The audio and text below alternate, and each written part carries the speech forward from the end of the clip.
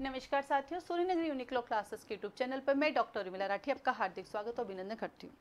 बात कर रहे हैं हम लोग आरजेएस के एग्जाम में हिंदी ग्रामर की। आइए एक बात करते हैं कि आखिर हिंदी ग्रामर को कैसे पढ़ना है।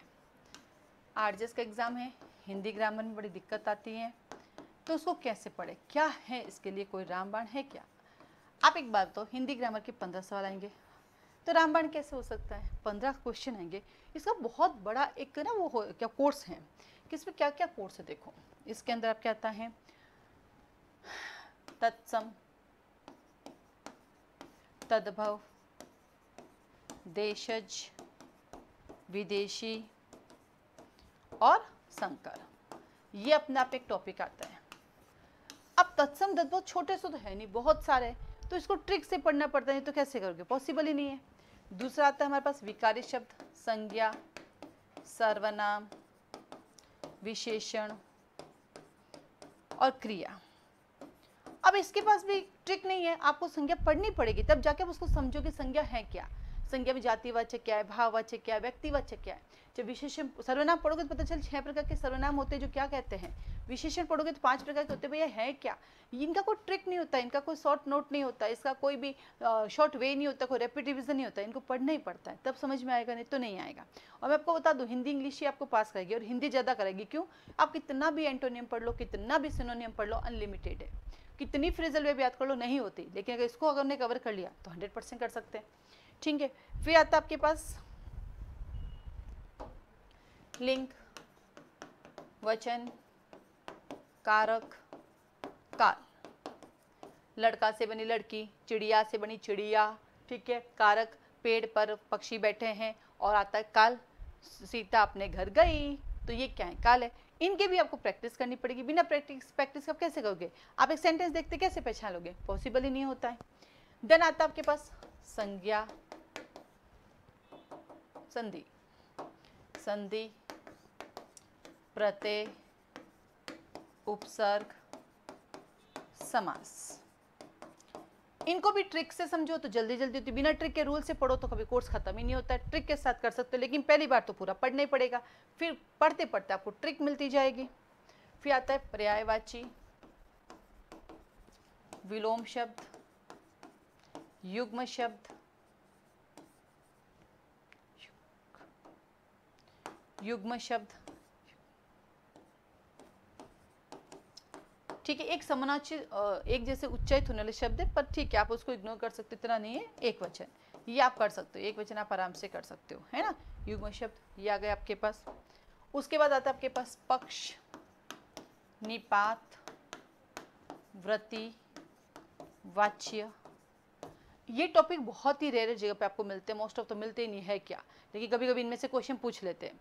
जनरली डिटेल पढ़ना तो जेलो के लिए, थोड़ा कम डिटेल पढ़ना तो एपीओ के लिए, और आरजेएस के लिए फटाफट भी पढ़ सकते हो, लेकिन टॉपिक आपको सारे कवर करने पड़ते हैं, ऐसा आप कर ही नहीं सकते टॉपिकों को, ठीक है। फिर आता है आपके पास शब्द वर्तनी, फिर आता है आपके पास वाक्य शुद्धि, वाक्य शुद्धि, देन लोकोक्ति, और देन मुहावरा। लोकोक्ति एंड मुहावरा, ये इतने टॉपिक आपके कोर्स में दिए हुए हैं। इसके अलावा और कोई है क्या, मेरे हिसाब से यही आपका सिलेबस है लगभग, जहाँ पे आपको करने होते हैं। अब प्री में 4 ऑप्शन आते हैं, उसके साथ करना। अब इतने सारे को आप शॉर्टकट कैसे कर सकते हो, पॉसिबल ही नहीं। एक बार पूरा पढ़ा हुआ तो शॉर्टकट भी कर सकते हो, जैसे कि समास के 2 हैं। द्वंद्व हुआ जब कुछ और छुपा, द्विगु जब संख्या वाचक हो, गुण बतलाए कर्मधारी, बहुरी कुछ और ही होता है। अब वे आगे आता है तत्पुरुष विभक्ति बतलाता है, बट ये तभी काम आएगा जब आपने पहले समास पढ़ा हुआ। फिर य और व के आगे आधा शब्द आता है, तो यह बन जाता ई में, और वह बन जाता उ में, बट उसके लिए पहले एक बार संधि तो पढ़नी पड़ेगी। जहाँ आ की मात्रा आती, जहाँ बड़ी की मात्रा आती, जहाँ बड़ा उ का मात्रा आती है वो हमारा दीर्घ संधि होता है। जहाँ ए और ओ की मात्रा आती है वो गुण संधि होता है। जहाँ आई और आउ की मात्रा आती है वो हमारी वृद्धि संधि होती है। जहाँ यह वह के आगे आधा शब्द आता है वो हमारी यण संधि होती है। य और वह के आगे पूरा शब्द आता है वो हमारी अयादि संधि होती है। ये लो, मैं तो 1 मिनट भी नहीं लगे 5 संधि आपको बता दी, लेकिन उसके लिए प्रैक्टिस तो करनी पड़ेगी। तो हिंदी इंग्लिश का बेटा कोई शॉर्टकट नहीं होता है। आप कहते हो मैं सिर्फ हिंदी ग्रामर के पेपर सॉल्व करूँ मेरा काम हो जाएगा, इंग्लिश ग्रामर का पेपर सॉल्व करूँ, ऐसा पॉसिबल ही नहीं। तो अब आपका अगला सवाल आता है कि मैडम अब हम अगर क्लासेस ज्वाइन करेंगे तो हमारा कोर्स ही नहीं होगा, इतना समय नहीं है। बेटा समय तो है, आपको तो रोज का 2 घंटे पढ़ना है, 4 घंटे पढ़ना है, समय है 24 घंटे में से 8 घंटे सोना है, 16 घंटे हैं आपके पास। 16 घंटे के अंदर आपके पास सब्जेक्ट कौन सा, रोज 15 के 15 सब्जेक्ट पूरे सब पढ़ते हो आप? नहीं पढ़ते हो, समय है, पढ़ने की जरूरत होती है। तो हम लोगों के पास इस हिंदी ग्रामर को लेकर फाउंडेशन बेस चलता है, शॉर्टकट नहीं, कोई रैपिड रिवीजन नहीं, फाउंडेशन बेस चलता है, जिसके अंदर आपको रिकॉर्डिंग मिल जाएगी। क्लासेस भी चल रही है, आप रेगुलर क्लास में बैठ सकते हो 1 घंटे, उससे आपका स्ट्रेस फ्री होता है, क्योंकि हम जब हिंदी ग्रामर पढ़ाते हैं तो खूब हंसाते हैं, खूब जोक सुनाते हैं, ताकि हंसते रहो, हंसाते रहो, गुनगुनाते रहो, पूरे दिन का स्ट्रेस फ्री हो, क्योंकि शाम को 7 से 8 हमारी क्लासेस चलती है। साथ में रिकॉर्डिंग भी हमारे पास अवेलेबल, अब तक जो पढ़ा है वो आपको रिकॉर्डिंग लेक्चर ले सकते हो।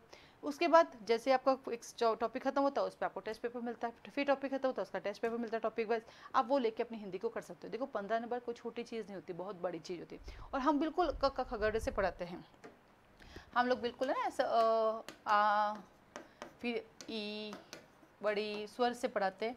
इवन इंग्लिश का भी इस बीच बीच बताते रहते हैं कि इंग्लिश के जो वोवल्स आपके होते हैं आर्टिकल में, वो आपके हिंदी के क्या बोलते हैं स्वर से चलता है, ये ध्यान रखना। तो इसकी मात्रा, आ की मात्रा, ये छोटी की मात्रा, ये बड़ी की मात्रा, ये छोटा उ की मात्रा, ये बड़ा उ की मात्रा, ठीक है।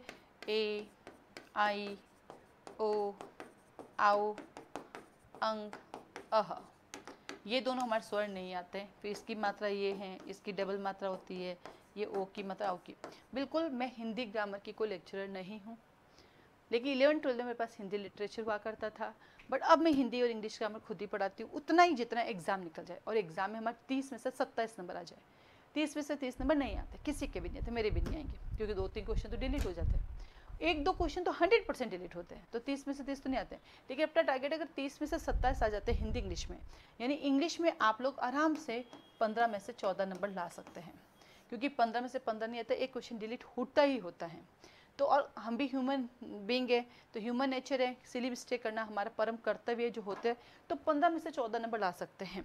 तो अपना टारगेट रखो 15 में से 14 में हिंदी में ले आऊँ, 15 में से इंग्लिश मीडियम वाले हो तो 15 में से 14 में इंग्लिश में ले आऊँ, तो हो गए मेरे 28 नंबर। फिर माइनर एक्ट की आपके पास गाइड आई हुई है, आज माइनर एक्ट की गाइड को सॉल्व करोगे तो पूरा रिवीजन हो जाएगा। 30 नंबर के क्वेश्चन आते हैं, वहाँ पे आप 25 नंबर लेकर आ जाओ। 8 5 13, 4 1 5, ये आ गए 53 नंबर। अब कितने बज गए? 60 गए, 40 नंबर का आपका मेजर एक्ट है। टारगेट बनाओ, इतनी मेहनत करो कि उसमें 35 नंबर आ जाए, तो ये लीजिए 25 50, ठीक है। 5 3 8, 5 3 8, क्योंकि बेटा इस बार लोगों की तैयारी बहुत अच्छी है और कट ऑफ जाने की पूरी उम्मीद है कि कट ऑफ 75 प्लस तो जाएगी। इस टारगेट से अपनी पढ़ाई करें। हिंदी ग्रामर की क्लासेस कैसे ले सकते हैं, कैसे ज्वाइन कर सकते हैं, उसकी फीस स्ट्रक्चर क्या, वो जानने के लिए आप मुझे कॉल मैसेज कर सकते हैं। फिलहाल आपका एक ऑब्जेक्टिव हर हालत में आरजेएस निकालना है, तो उसके लिए मेहनत हर एक एरिया को आपको कवर करके करनी पड़ेगी। आज के लिए धन्यवाद।